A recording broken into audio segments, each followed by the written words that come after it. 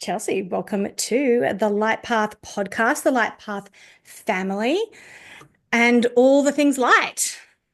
It is so good to see you. Thank you for having me. I am going to pull a card, but we cannot start this conversation without. Oh, a card just fell on the floor as I was shuffling.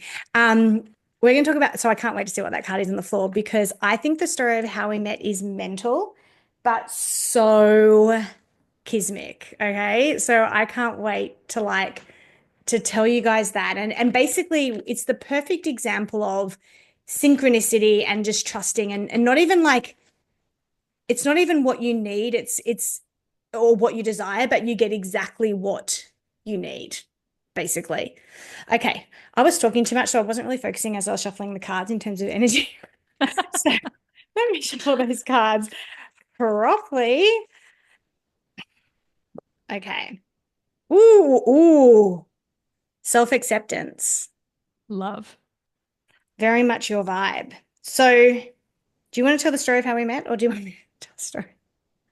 You know what? I was scouring Facebook Marketplace because I needed a Dyson Airwrap and I didn't want to pay $1,000 for it. So I was like, you know what? Especially because my hair is thin, it dries really fast. I'm going to see if I can get one secondhand because I don't want to pay full price. So emailed a couple girls. They ghosted me hardcore. Found a girl named Kirsten. I was like, I'm going to slide into her DM, see if it's still available. Lo and behold, available. Let me come by tonight after my spin class. Let's go, baby. Rock up to the apartment, greeted by this beautiful, sweet angel baby. I see that she has a podcast set up over there. I'm like, well, that's interesting. I'm starting a podcast. Let's talk about podcast things. Turns out she is so energetically aligned. We have such similar businesses. And we ended up having a conversation for what, like an hour, just about Oh yeah. all the things. And I just felt like we were definitely friends in a past life, don't you think? Oh, for sure. And because on the other side of that, I decided to sell my Dyson Airwrap because I wasn't using it and I needed a cash like influx. And I kept getting like, oh, will you sell it for this much? Or like questions about it. Is it real? Is it fake? And I said to myself, I just want someone to shop like I do. You just know you buy it, get the hell on with your life. And so when you message, is it still available? Yep, I can come tomorrow and pick it up. Okay. That was it. Done.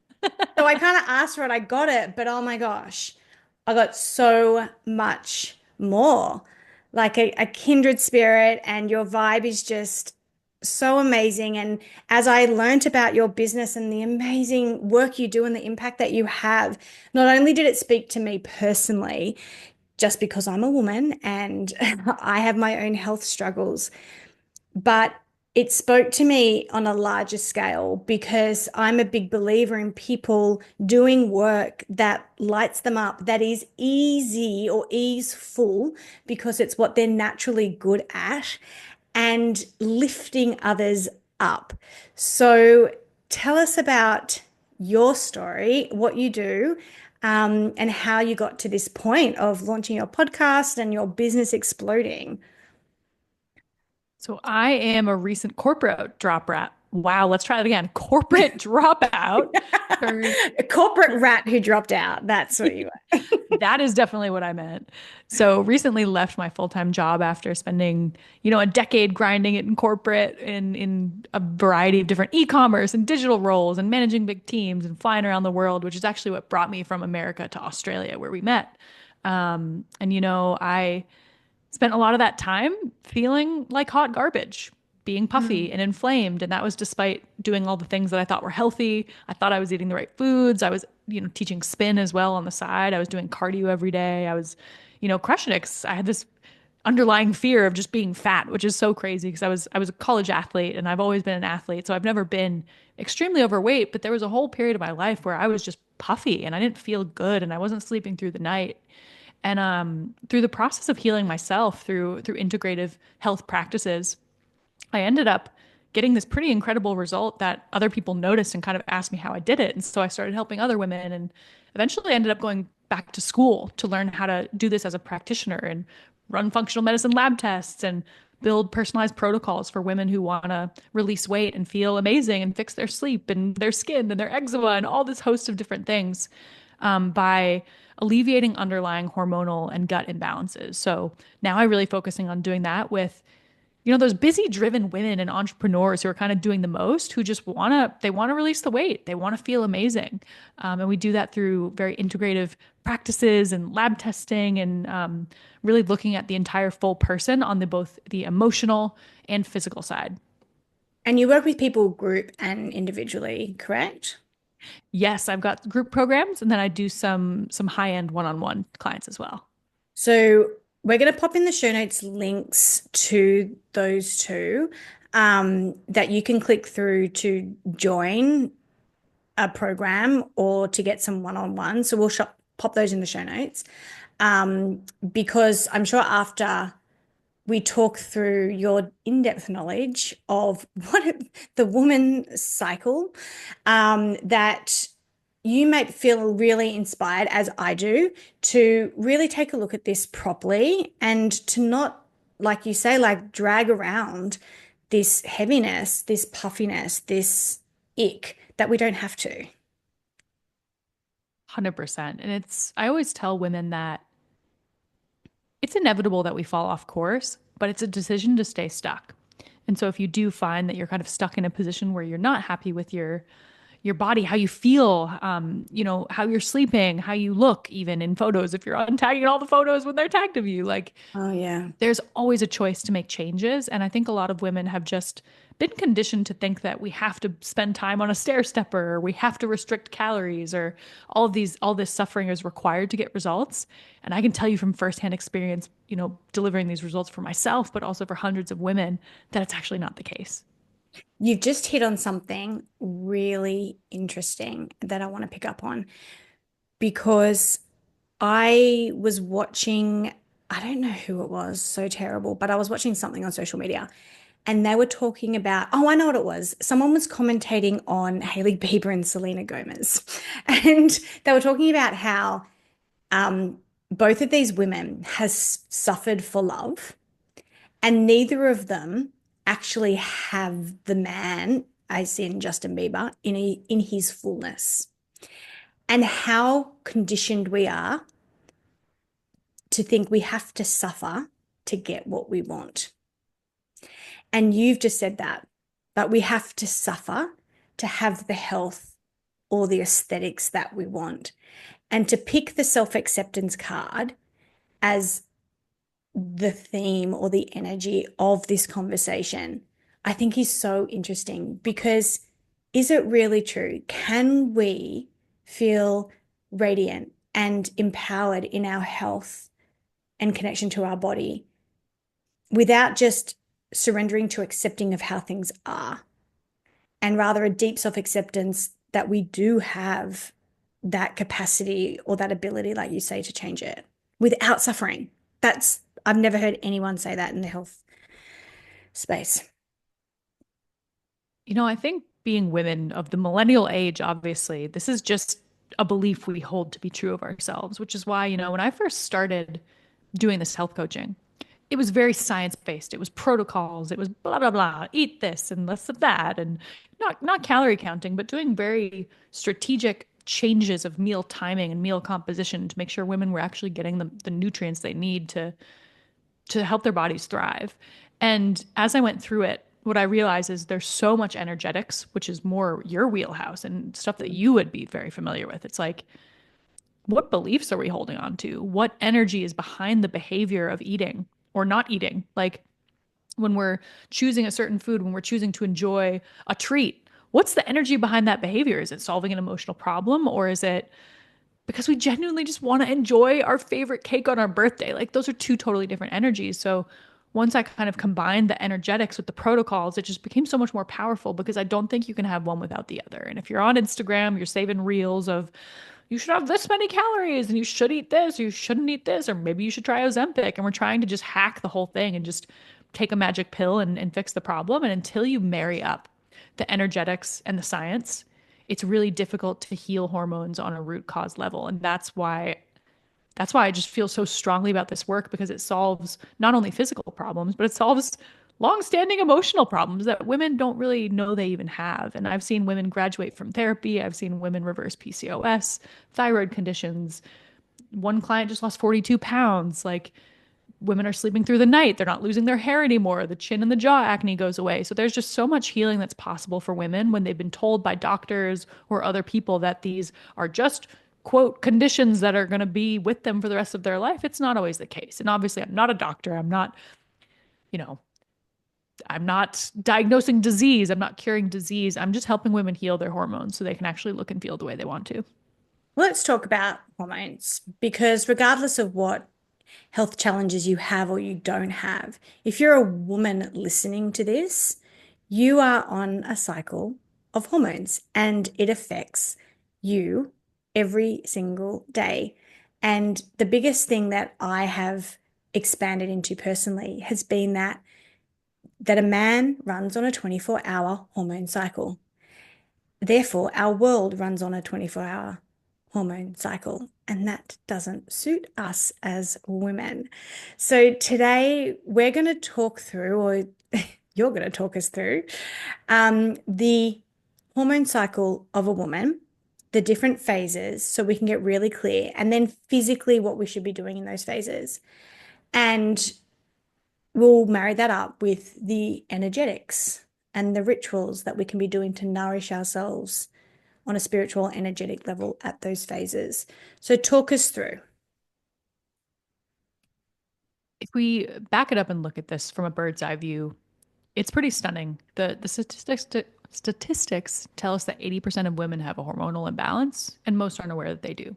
Now, how this presents is trouble sleeping, weight gain around the middle, anxiety, cravings, hair loss, skin conditions, there's so much that we think is normal that is actually not normal. It's common, but it's not normal. And so a lot of us are suffering with these issues with weight gain. It's, I'm just getting older. I just had a baby.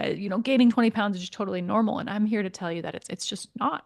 And when we stop deciding that it's normal and start deciding to take agency and make changes, that's where like so much transformation has happened. That's where I say I don't call myself a weight loss coach. Obviously, like people do lose a lot of weight, but I call it releasing weight because it's a proactive process. It's deciding to lose weight.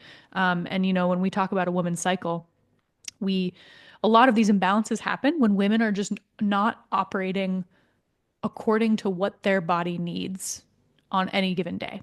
And you are so wise in saying that, men operate on a 24-hour testosterone cycle. It's pinging every 10 minutes. Good for them. We love that for them. For us, we Yeah. all know we have a 28-day cycle, but where people, it's so funny. Women's light bulbs just go off when I taught this master class. What I'm about to teach you now, I taught at a master class at LinkedIn for all the employees there at their headquarters. And it was like mind blowing for these extremely intelligent women who have never heard this before. Women hear their period and they're like, okay, it's 4 weeks, sometimes depending if I'm on my pill or not. And I get a little bit grouchy a couple days before, and then I bleed and feel like shit. Like that's what their period is. But it's so incredible. We have a 28-day cycle. There's 4 different phases, each of which has a different way to nourish yourself energetically and physically during each of them. And we have just such a big rise and fall of so many different hormones. We've got obviously progesterone, estrogen, testosterone, FSH, LH, all of that is happening at these different levels throughout the cycle. And this requires us to eat differently. It requires us to behave differently. It requires more sleep or less sleep or, different resources that your body needs to actually produce those hormones and keep it in balance. And so, you know, I like to explain our cycle as just it's this complex symphony, and when any instrument is out of tune, the whole orchestra is going to sound like shit because of that one Mm. violin that's like kind of messed up. So, we're impacted by the sum of our inputs and the sum of our choices and the sum of our environmental factors. And people think about things like stress, and they're just like, oh, stress is just work stress. But what my clients learn over time is that there's so many different forms of stress that are affecting our cycle. And so when we talk about hormonal imbalances, a lot of those triggers are eating the wrong foods, not enough of this food and too much of this food, chronic stress, even travel, being on an airplane, having a baby, having a big change, a relationship drama, environmental toxins. So that could be in the air, in non-filtered water, in heavy metals. If you're, you know, putting your food in a microwave in soft plastics, if you're drinking out of plastic water bottles, if you're, um, if you have a gut imbalance that could be causing high cortisol, which is a stress hormone. Like there's so many things that stress out your body, and people hear that and they're like, "Well, where do I start? There's just too many things." And this is why programs like mine exist, right? Is to hold women through the process of healing. And so when we learn how to turn off survival mode, which is oftentimes responsible for our period getting out of sync in the first place, um, we can actually start to rebalance and get our cycle back. So, do you want me to kind of go into it now, I Kirsten, of do. like, Yeah, I do. But can I ask a question? What yeah, happens in peri and menopause and postmenopause? What type of hormone cycle are we on then? that's a great question. And most women actually don't know this, right? So, perimenopause is interesting, right? Because it doesn't actually mean anything. It just means you're kind of approaching or like maybe going through menopause. But there's also a lot of women who have perimenopausal symptoms, but then they get their cycle back. So they're not Mm, actually, they haven't gone through menopause. They still mm. have their cycle. And that's especially, I see that all the time with women in their 30s and 40s who are having the hot flashes and they're having some of the menopausal symptoms, low libido. But then they get their cycle back and it comes back on a regular cadence. And then they end up going through menopause in their 50s or 60s. Um, let's say if someone is just kind of naturally getting to the menopausal age. So it's just having a natural drop, especially in estrogen and progesterone, which are going to be like those are the kind of the stars of the show when it comes to the cycle. You know, first half of the cycle, estrogen is on the rise. Back half of the cycle, estrogen drops, progesterone comes up. So what happens in perimenopause is, progesterone starts to get a little bit shy, and then estrogen starts to get a little bit shy, and then you start getting some of the symptoms. And in a perfect world, when a woman's body is balanced and when she has what she needs, these symptoms should be little to none. Yeah. The Yeah. problem is in today's world, like they're doing the most. They're stressed. They're underfed, underwalked, Underwater. underwatered. That's so true. Also that, like a Yeah. lot of them are operating as the masculine in their relationships. And so they're just completely out of balance. And so they have these crazy symptoms, um, many of which are reversible, but it's just unfortunate that we have this whole generation of women who hasn't learned how to take care of themselves. And so they're having these just awful symptoms.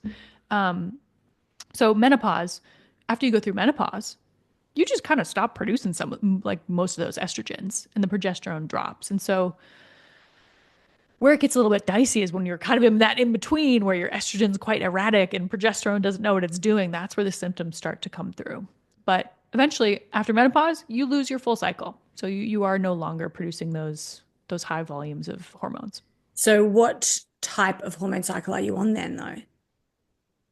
You're not on a cycle at all because you're no longer menstruation, which is the Yeah. cycle, is premenopausal. So when we look at women who are then postmenopause, what are we saying to them about how they care for and tend to their energy resources? What I like to say is the body remembers, right? So Yeah. just because you don't have a cycle doesn't mean you shouldn't still be in the rhythm of, Yeah, I agree. Yeah. energy dips and lows and highs and lows and taking care of yourself. And that it also after menopause, it's just a time where women are meant to be more gentle to themselves. They're not Yeah. meant to be going and smashing, which is this is not to say, women can't go to a spin class or they can't lift the heavy weights. They absolutely should. But it's just a time where life slows down and it's just designed to be more gentle.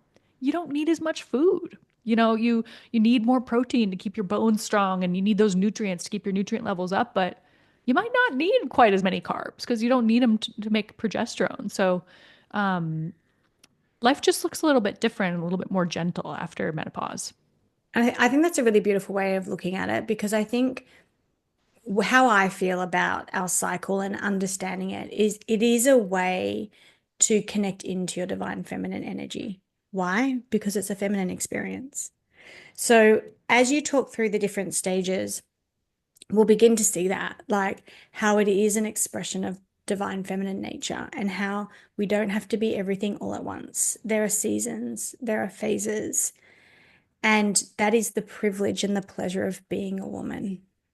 So let's embrace it rather than try to manipulate or fight it. So, yeah, talk us through each phase and the physical happenings and needs through each of them, and we'll chime in with the energetic suggestions.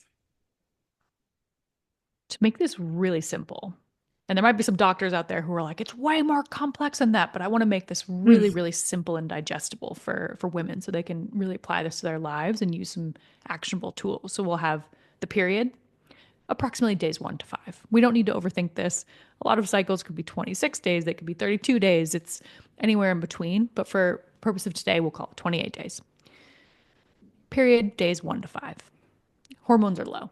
You're not really producing much estrogen. You're not producing much progesterone. So energy levels are going to be lower. That doesn't mean you can't do anything, but it does mean you're meant to rest.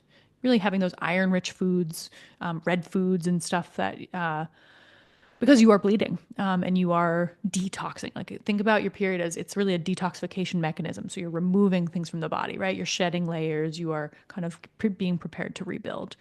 Then we have the hustle phase, which is something that's just what I call it. That's when estrogen Let's starts go to. back to that period phase. So during that time, that is such a wonderful time to do things like healing, sound baths. It's time to like sleep a lot, to read, basically do things that aren't amping you up and that aren't igniting within you any type of fire essence. So I've actually started to have like that first day of my period, whenever it comes where I can, is actually no work. And it's a day for me just to be. Like I don't go out, I don't like, and I really honor it. And it's a day to really tap into the strength of my feminine because part of the divine feminine nature is to do it all by doing nothing. And so one day a month, that just reminds me of that, that by doing nothing, you can accomplish it all. That is so true. Of like, take it's more of that reflection and refining time where not so much in your masculine, that'll be probably more in the hustle Yeah. phase that we'll talk about in a moment, but you know, setting intentions, Mm. which, for someone like you who works around moon cycles, it's like there's a reason it's moon cycle. Like the moon is the OG pimp. We're all cycling around the moon. He's in charge. So when we're starting the new moon, it's like that's where we set the intention. So if you are serious about manifesting, like it's such a beautiful time to do that. And reflecting back on the last cycle of what went well, like asking yourself questions, being the friend that you are to other people, asking yourself good questions is an amazing time to do that, right? And this is Um, why it's such a divine feminine practice to work with the moon because she reflects our cycles. We are led by the moon. The moon is like our soul type thing. She mm, just brings the light by existing. That's masculine sun's like blazing and and being very active. So yeah, I love it that you incorporated the moon because that's so true. yeah, it's even as we talk about like I can even get into exercise and stuff that should be happening here or not Yeah. happening here. It's Yeah, the yeah. gentle I was stuff, gonna say right? not happening, right? We should be Yeah, resting. Yeah. resting, gentle yin yoga is Yeah. fantastic. And a lot of solo time, time in your own energy, self-care, reflection, and rest. Okay. And then after that's over. Then it's go time, baby. Rubber hits the road. It's the hustle phase. Now, if you're an entrepreneur, if you're working in an office, this is an incredible time to schedule meetings, film content. You know, if you're on a stage doing any kind of speaking, it's a great time to do that. If you're running meetings or being a leader, it's a great time to be in the public eye, collaborating. You're very social. You're naturally very connected to other people. You're going to want to be chit-chatting and you'll be much more social. So if you're a little bit more of an introvert, that might be the one time of the month where you are becoming an extrovert. And, once you have this new lens through which to look through the monthly cycle, it just becomes so much easier. It's so much easier to avoid burnout because you really ride the waves of energy when you have them and honor the periods of lowness instead of like pushing through, you're powering up and really honoring where you're at and making sure that giving yourself permission to rest, right? So in the hustle phase, you'll generally have more energy, right? So you'll be eating light and fresh food. You might not be quite as hungry in this phase because you're not making progesterone yet, but you're going to be light, fresh veggies and lower carb is totally okay here. It's the one time of the month where I'm like, you're good with a little bit less carbs, babe. Like go for the salads, smoothies, And this is the time where if you're at the gym, like you're a gym girly, like it's a great time to go do the spin, the boot camp, the berries, the hit, the going on nice long runs and doing the CrossFit, all those things. It's really fantastic.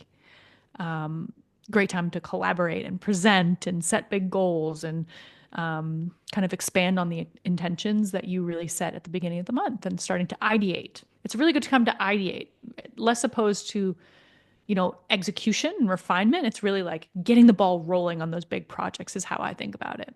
So how that looks like for me, for example, is that's when I get on camera. That's when I write scripts for my podcast. That's when I really bring things to life and create. Whereas in the back half of the cycle, which I'll talk about after this, it's more of the time to execute. Yeah, all I'm hearing is like a beautiful mantra for that rough week is believe in yourself, back yourself, back yourself, back yourself. Like Mm, put it out there, go for it. You've just come out of that cave of the self-reflection. And so now it's time to stretch your arms and like back yourself. I love that because the theme of that phase is confidence. Ah, there you go. Like you should be feeling confident and confident being in the public eye, being seen, being heard. It's a really good time for that. So we've rested, we've hustled. Then the third rough week. I'm saying weeks, but rough days. I don't know if you want to give it the day kind of We'll barrier, call but it the heal phase. So this is okay. back after the cycle. After you ovulate, which is, typically about halfway through your cycle, you hit the ovulation anywhere between, day 14, sometimes as late as day 19, depends on how long your cycle is, but that's the peak of your energy. That's just like the vortex where there's a lot of sexual energy, you're gonna feel Yeah, I was more. gonna say, like, from an evolutionary perspective, like this is when we're feeling ourselves and we actually want to have sex because Yeah, it's to procreate. That's what this whole cycle is there for. 100%. And if you're not sexually active, it's a great time to just ride that energetic wave because you're going to have a Yeah, lot of it yeah, yeah. before dropping into the next phase, which, we call it the luteal phase or the healing phase, right? And this is the resting phase. And it's not like you ovulate one day and then the next day it's like exhaustion. That's not really how it works. Which is why I tell my clients, like every morning, you should be waking up and doing a little vibe check. Like, what are my energetic levels today? How do I actually feel? And how can I match back my inputs, my meals, my exercise, my work back to where I am today? And I want to differentiate energetic levels that you just said. Sure, it's a physical, but the physical is just an expression of your internal energy, like your life force. So when you say energy check, I'm assuming that that's what you mean. Where is my life force at today? And it will, we're used to that being expressed physically, like, oh, I'm exhausted, I didn't sleep, or I'm stressed, I've got that presentation or whatever. But life force, energetic check. I love that because for some women, when they're just getting started with this work, it is a little bit more surface level. It's how does my brain feel after sleeping 4 hours? Whereas as you start to do more of this work and kind of step into higher levels of consciousness because you're healing your body and your brain is actually firing, your connection to your higher self is stronger. It's like you can go to those deeper levels of what do I want to bring into the world today? Who do I want to be today? What am I bringing through my connection with my higher self into this world? And that's what I love. That was so beautifully put. And so what should we So be doing in this phase, like in terms of activity and eating and this is a fun one because we get more carbs. We need them. We need the sugar and the carbs. And I'm not talking about refined everyone sugar, go to Char obviously. Grills Charlie's and get your best hot chips in Sydney and then swing by Anita Gelato and knock yourself out. That's exactly it, baby. Treat yourself. And I work with clients on really building a sustainable system of eating that helps them look and feel the way they want to, but it allows all foods. But if there's ever a time to be having those treats and just enjoying them. It's this phase, and especially the couple of days before your period. Now, a lot of the stuff I'm talking about and the symptoms that you might be feeling in the back half of your cycle are a little bit more intense as you get closer to menstruation. Like those last couple of days can be the spiciest, where you're going to feel the weakest, the most irritable, the lowest energy. So really honoring your levels every day and not saying woohoo, like for the next 2 weeks I'm just going to eat like shit. That's just not the vibe. But for this phase, we want to be looking at root vegetables. Mm. beets, grains, really warm foods, whereas kind of the hustle phase is great for like raw salads. This is a great time to cook your food. Like throw a sheet pan in the oven, um, some avocados, nice leafy greens, dark chocolates, and like nice lean proteins. Steak is really nice if you're a meat eater. So really, really having those. And then at the beginning of this phase, totally okay to still be doing exercise as it feels good. And, maybe you can still do some of that heavier training if it feels good in your body. And then as it tails off and approaches your menstruation, like just chill out. Take it as an opportunity to do a little bit more yoga, Pilates, a little bit more restful things. And then as far as work, it's a great time to get shit done. Like just complete tasks and projects that you put off. It's actually quite easy to stay focused during this time. So it's a great time to put into action the plans and intentions you set in the first half of the cycle. Okay, interesting. I'm actually in that phase as we're recording this right now. And what I tend to notice is how my motivation will start to wane in terms of sticking to my rigid um, routine. So it is still highly motivating. I love a routine. So that's just me. But I notice exactly what you just said there. Like it's a day like today, I've just gotten so much done. But what I didn't do this morning is my routine of going to the gym because my body just feels a little bit achier this week in terms of its recovery. I'm Mm. like, it's okay. Like I I'm just gonna skip today because I'm just a bit sore. And that body wisdom is so important. And I think most women are lacking that. I lacked it until I really did this work, right? The understanding is every day I smash the gym regardless of how I feel. And like, Mm. Oh you're, God, I you're used to told be like like that. no Yeah. skipped workouts, no days off. And it's Yeah. like, who Never miss a said that? Monday. Who cares? Miss a Monday. You know how much fun it is to miss a Monday? It's like being a little rebel. It's great. Well, it also depends like what the energy behind it is, right? If it's like if you really struggle to get moving and you struggle to get to the gym, it's a very different situation than someone who consistently goes to the gym and almost has trouble taking time off. So we have to be wise about where we're skipping workouts because we're not feeling good about ourselves or because it's a self-sabotage pattern versus where it's actually serving us in some way that's actually good for our body for where we're at. Yeah, I think we're so like that's that whole masculine or patriarchy way, isn't it?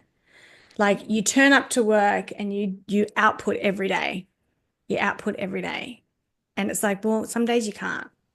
Yeah. And some days the output's going to be this, and some days it's going to be that. And that's okay. So the That's energy for this, I think, phase, I think this is the trickiest phase because of the downward spiral. No, that's not the right term. It's what it feels so like in dramatic. the leaner. But it's the downward trend of energy. And so in that cycle, my kind of mantra is just surrender. Mm. Just surrender to what is and what's going on. I love that, where it's like just listen, surrender. And I think it's also worth mentioning for women who have a really miserable back half of their cycle, Mm. it's a sign that your cycle is just not balanced. Like there's something going wrong. These swings should not be that extreme. Like it should not feel like Jekyll and Hyde, and you shouldn't have like extreme discomfort and extreme crashes of energy. Like you'll notice subtle rises and falls, but for women who feel like they can't get out of bed or it's affecting their work, it's affecting the way they show up, that's a sign that there's definitely a hormonal imbalance that maybe explains why you're feeling crazy. Yeah, um, in a conversation that we've had, um, it's for me, it's been like, oh my gosh, I was getting those heightened emotions, and it was just a deficiency in one vitamin. So taking that, thanks to you, fine. Like it just doesn't happen anymore. Mm, And so introducing magnesium for me sorted that out. So if you are feeling that way, that's obviously what you help women with. Then we can come and see yeah. you and you can help us with that. Yeah, absolutely. Sometimes it's a vitamin or nutrient deficiency. Sometimes it's a hormonal imbalance that we just need to tweak. Sometimes it's a gut issue that's explaining why your hormones are out of whack in the first place. Like there's so many reasons that could be causing it, but that's why lab testing exists and you're not going to get it from a doctor. So we get to really laser target these protocols to get women some meaningful results. Because unfortunately, most of us have an issue and we go to a doctor and are told, change your birth control, eat less, exercise more. And you're like, cheers. Thank you for that. But Yeah, for there's so so much many more. years, like lots of the listeners will know, I've got Hashimoto's disease. And for so many years, that's all the doctor would tell me, eat less, move more. And that is the absolute worst thing you can do for Hashimoto's. Um, and so it's so empowering to just obviously get more knowledgeable, but to have someone to hold your hand through it and go like, it's okay, we're going to work this out together. And it's not such a labor. It's like I always avoided it because I thought it was going to be such a laborious process. But I mean, how quickly can we get results? Like what's realistic and what's sustainable in terms of being able to know your cycle and to feel the balance and groundedness and power from it by responding to the different stages of your cycle in the ways that we've outlined. You know what? It totally depends on the person, of course, Yeah. obviously, and how long this has been an issue. You know, if it just happened in the last couple months and you're just a little bit off track from maybe a little bit of travel or some work stress or a couple months of bad eating is very different than someone who's really, really been stuck into this for, 5, 6, 10 years. And regardless of where you're coming from, women can get results within the first month to 2 months. And it's not one day you're bad and one day you're good. It's obviously a healing process. But, clients I work with, by the end of their 6 months working together, they've released 20 to 40 pounds. They have regulated their cycle. For a lot of women, like obviously I'm not a pregnancy or fertility specialist, but I've had Mm. women who were told that they couldn't get pregnant. They now have 2 year olds. So it's like there is so much healing that can happen. But what I will say is really important is you have to want to heal. And what I mean by that is there's a lot of women who are stuck in their pain, who are stuck in the cycle of suffering. Because again, like we were talking about at the beginning, it's like they Mm. just think it's a requirement and their identity is so tethered to the concept of suffering that they don't actually want to change. So I work with women who they want the change, they want the result. Like there's nothing that's going to stop them. And that doesn't mean that this is a really super intense thing where they have to like change everything they're doing, but because we got to make small changes, we got to make it sustainable, but they are willing to make some swaps, to make some sacrifices because they want to get pregnant. They want to release the weight. They want to release PCOS. They want to start sleeping through the night. They want to feel real energy again. They want to restore power to their body so they can actually be a good mom and make more money and get a Mm. promotion and not feel like, they're one more annoying conversation with finance away from like committing an actual felony because they are so grumpy all the time. Like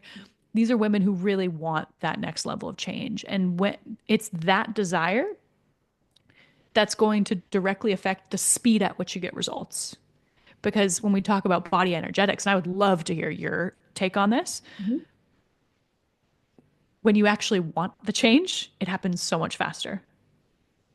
To me, that's to do with alignment, authentic alignment. I think as humans, we are extremely complex, yet also very simple at the same time. And there has been many times in my journey that I have maybe wanted a particular physical or health outcome, and it has not been available to me because my energetics were completely off. And sometimes wanting something is very different to surrendering to it. And so the energetics for me of this is about coming back to that card that we pulled at the start of self-acceptance. It's accepting where you're at.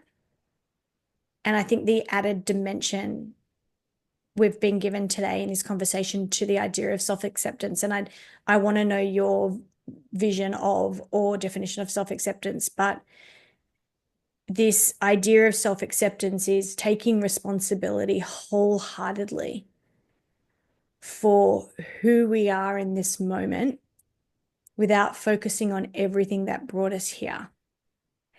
And anytime that I've been able to be successful in coming into balance physically has been post working on the energetics that were keeping me locked out of that complete self acceptance and self responsibility because I hadn't healed the trauma, because it was too raw, because I was in too much pain, maybe Mm. emotionally from it. And so everything has its time. And I'm still learning how to have what I desire without having to suffer for it and accepting that it can be like that. So that's currently the vibe I'm working with. Where do you sit with self acceptance? What you said is so beautifully said about the connection to presence because for many women I work with, it's a comparison not only to other women and Instagram influencers and blah, blah, blah, blah, blah, but also a comparison to former self, Oh, yeah. 20-year-old self, Yeah. pre baby self, pre menopause self. Last year self, like how many photos do you look at? And I think I remember hating that photo. Now I'm looking at it going, I still do that all the time, Isn't that all crazy? the Because you're time. like, I was so hot, but at that time, Yeah. I I felt was like a mort whale. Yeah, I was mortified. Like, oh my gosh, I can't put that picture up.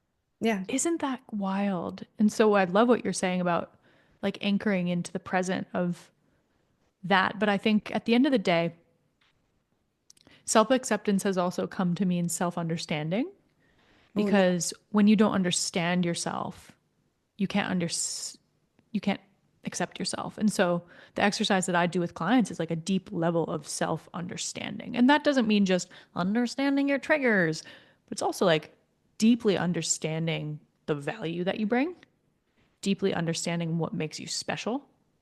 And so an exercise I have clients do is like write down all the compliments you've ever gotten. Like write down everything nice anyone has ever said to you or called you beautiful or said what quality they really like about you. It's deeply understanding the qualities that build this rich, multidimensional person and understanding all parts of yourself. So part of what I do with clients is looking at, from an kind of like in IFS, if anyone's ever done any IFS therapy, obviously I'm not a therapist, but looking at the different parts of yourself and deeply understanding all of these sometimes not savory parts of yourself.